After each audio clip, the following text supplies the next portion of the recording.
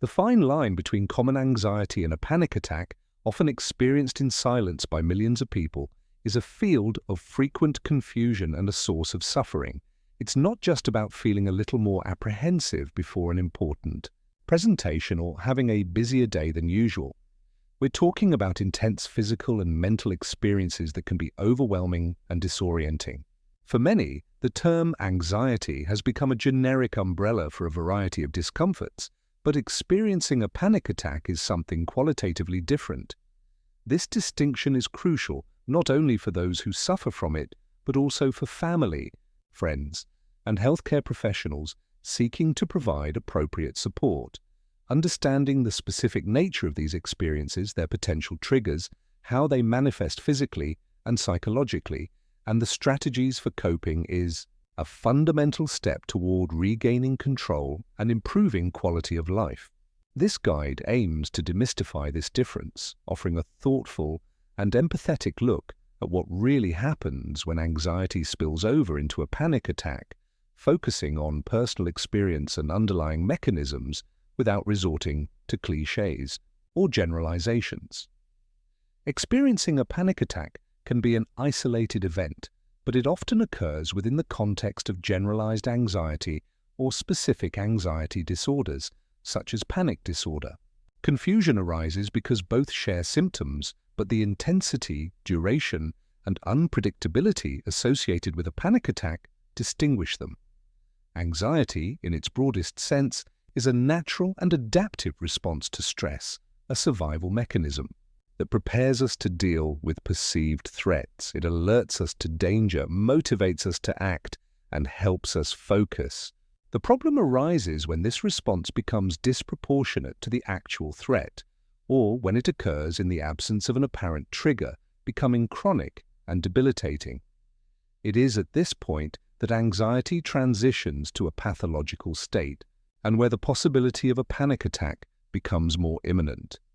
This guide aims to explore this transition, dissecting the elements that characterize each of these states and how individual perception and the body's response intertwine to create a unique and challenging experience. Our aim here is to offer a narrative that goes beyond a simple list of symptoms.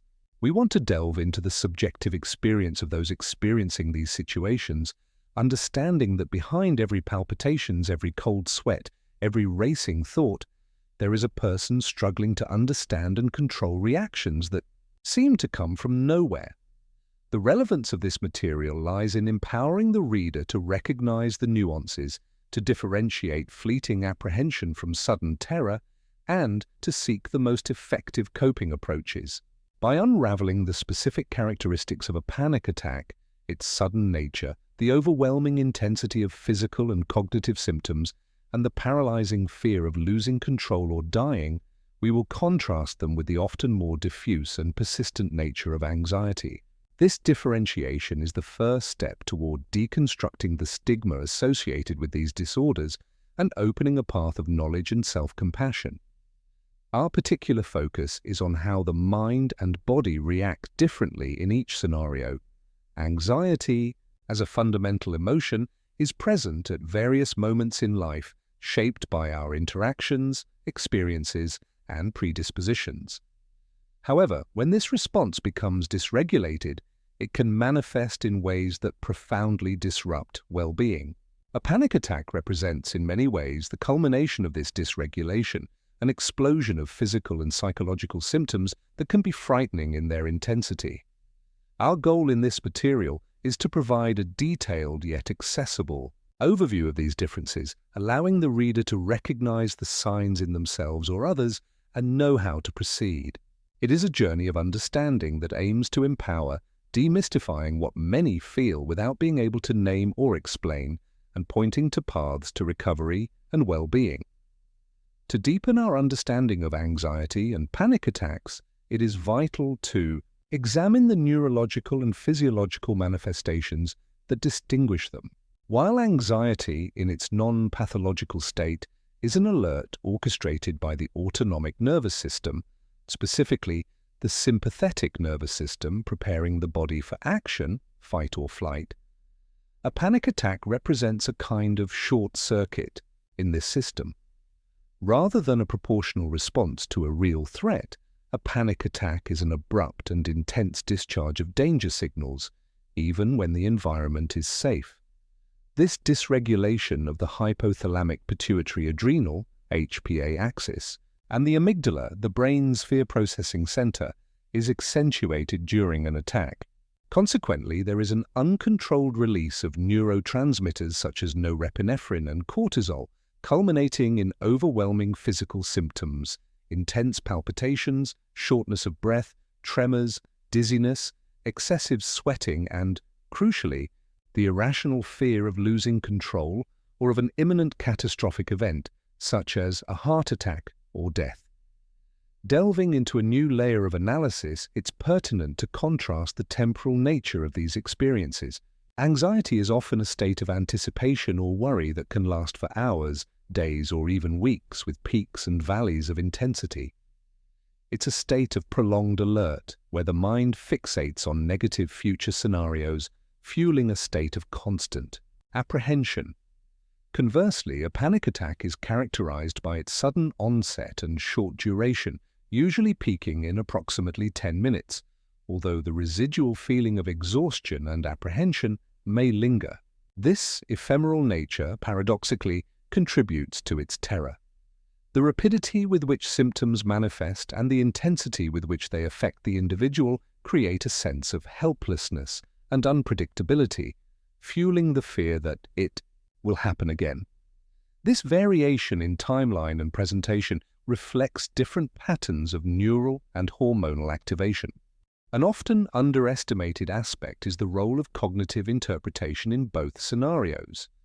In general anxiety, the person tends to interpret neutral or ambiguous stimuli as threatening, a process of catastrophizing that anticipates the worst. For example, a strange noise in the home can easily be interpreted as the presence of an intruder. However, during a panic attack, this interpretation becomes radically distorted. A benign physical sensation, such as a slight heartbeat after climbing stairs, can be experienced as an imminent collapse. This failure to realistically reassess the situation, coupled with intense fear, creates a vicious cycle. Physical symptoms trigger fear, fear intensifies the symptoms, and this intensification reinforces the initial fear. This distorted perception of bodily and external reality is a striking difference in the experience of a panic attack. Moving to a more applied perspective, let's approach the distinction in terms of behavioral reactions and coping strategies. A person experiencing anxiety may attempt to cope by avoiding perceived triggers, seeking constant reassurance, or using planned relaxation techniques. These strategies, while adaptive to some degree, reflect a manageable or controllable state of apprehension. In contrast, a panic attack often leads to desperate escape behaviors from the environment perceived as dangerous, or to paralyzing immobility, a freeze response in the face of overwhelming terror. The individual may run from a public place, call 911, or feel unable to move or speak. This dichotomy in behavioral response underscores the neurological and psychological difference between an anxious state and the abrupt and intense experience of a panic attack, where the ability to make rational decisions is temporarily compromised. By connecting the threads uncovered thus far, a clearer picture emerges of the complex dynamics that establish the difference between everyday apprehension and the sudden storm that characterizes a panic attack. The nuances have been skillfully delineated, revealing not only the superficial manifestations, but also the deep physiological and cognitive roots that shape these experiences, so distinct in their essence. As we reflect on this journey of exploration, we realize that understanding these particularities is not limited to merely identifying symptoms. It involves demystifying an intricate process that directly affects our perception of reality and our confidence in our own bodies. Reflecting on this learning journey, we realize that the way the body reacts and the mind interprets these bodily signals are fundamentally intertwined, creating distinct emotional and sensory landscapes.